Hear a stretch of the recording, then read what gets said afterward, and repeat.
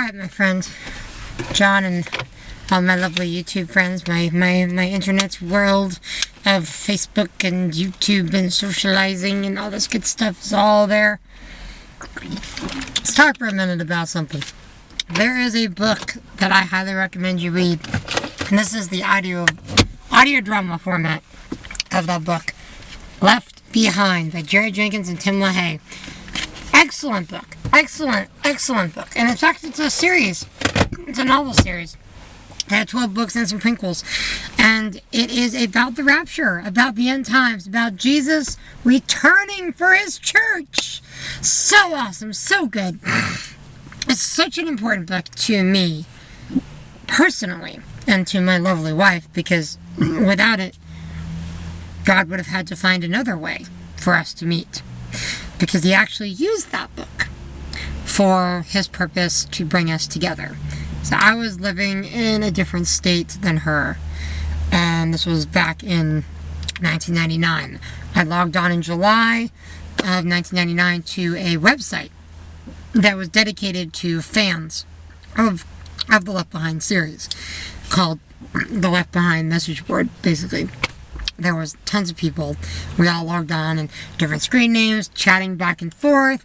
I was Dave for Him, which was not affiliated with the band of that name, the worship team of that name, but hey, I don't mind now. You know, I was just, it's the thing back then to say for Him, being for Christ. So I just picked Dave for Him, and then my lovely wife was Trib Force, which stood for the Tribulation Force, which was the second book after Left Behind in the series of books.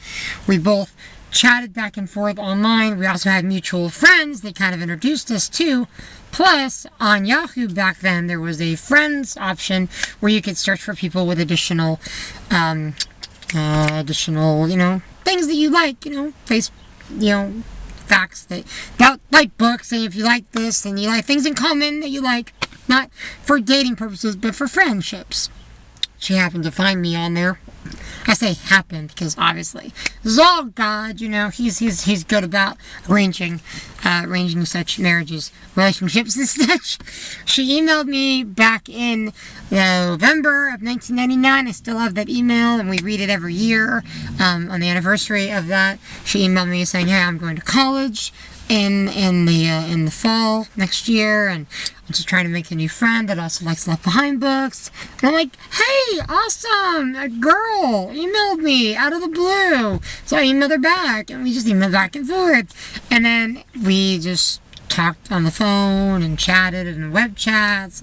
We just fell in love. And in August, actually that summer, I should say, in June or July, during boot camp with Precept Ministries out in Tennessee, which I highly recommend to all teenagers out there.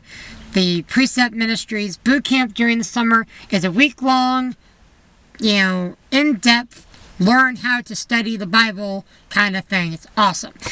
And anyway, I went ahead and just spent that week praying hard. Lord, is this the girl for me? Because I had fallen for her. Not just fallen for her, but I'd fallen in love with her. And I was choosing to say, Lord, this girl, Holly, my lovely, beautiful, friend, I want to go out with her. Can I marry her? Basically, I said that before I even asked her out. I looked up at the stars. I looked up the God who made those stars, and I said, Lord, give me peace. If I'm okay with asking her to go out, then that's what it's going to be. So that August, I went ahead and wrote a letter to her to ask her out, and I actually went ahead and called her up on the phone, thanks to the Lord's prompting to go ahead and just, through a mutual friend as well, and go ahead and just ask her, call her up and ask her. So I did. And if we weren't just dating, we were courting. I'm old-fashioned that way. As I asked her out because I wanted to marry her right from the get-go, before I even asked her I wanted to marry her. That was in 2000. And we met for the first time that December 2000. We'd already been dating for a few months. We got to spend a week with her family.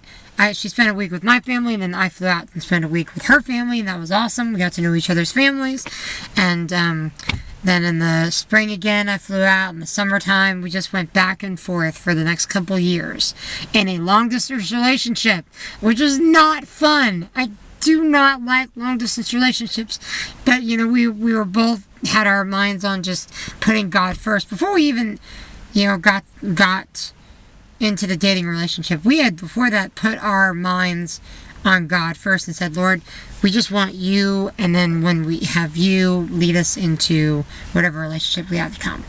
And then we got in, you know, we spent a week-long road trip. We went on a road trip, me and my best friend John, you're watching, buddy. You and Holly and I went on that road trip for 2 weeks. It was awesome.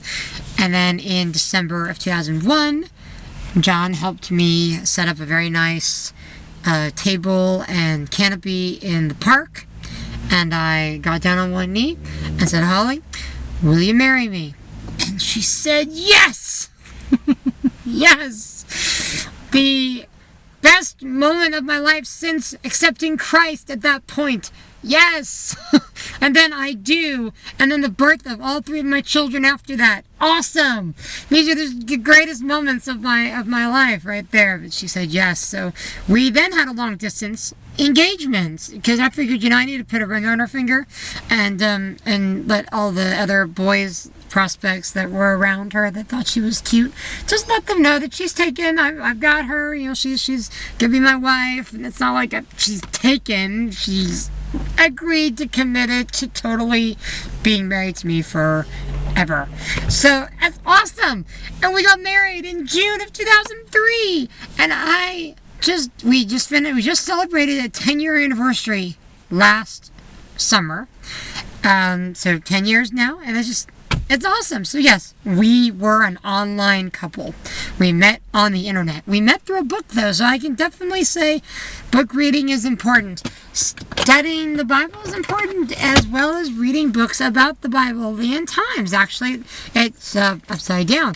Talks about the book of Revelation and just the 7-year tribulation and all that. Very good book. And the audio dramas, by the way, you can listen to these in your car. It basically is like the books, except it's audio, it's dramatized, and it's got different voice actors in it. It's really fun to listen to. I highly recommend that. Jerry Jenkins and Tim LaHaye. I do recommend the movies as well. The Kirk Cameron version and the one that hasn't come out yet. I haven't seen, so I can't necessarily say I recommend it yet, because I haven't seen it yet. But anyway, that is how me and my wife met. Was through the internet, through the Lord, basically orchestrating that. Because really, we weren't going to just go out looking for girlfriends and boyfriends via the internet. We were both virgins on our wedding day as well. God had kept us both for each other, which was awesome. I think I like that song, Rebecca St. James, Wait For Me. And that was one of our songs. We actually had a bunch of songs put on a CD for all the guests in our wedding. Anyway, and our wedding was wonderful. And our honeymoon we spent in Mexico. It wasn't so great, but we went on a trip to Hawaii the following summer, which was better. We went during the rainy season in Mexico, which is never a good idea. And there was jellyfish in the ocean, and there's just blah. But the trip to Hawaii was definitely good. And we had our first child in 2006, and the twins in 2010, so for the very busy 11 years being married, pretty much, almost 11 years now, and dating, so we've known each other for over 14 years. Oh, so good to be married. But anyways, I highly recommend the Left Behind books, and I'm going to stop rambling now, so you can get back to doing whatever it was you were doing before you started watching my video. God bless, my friends. Shalom.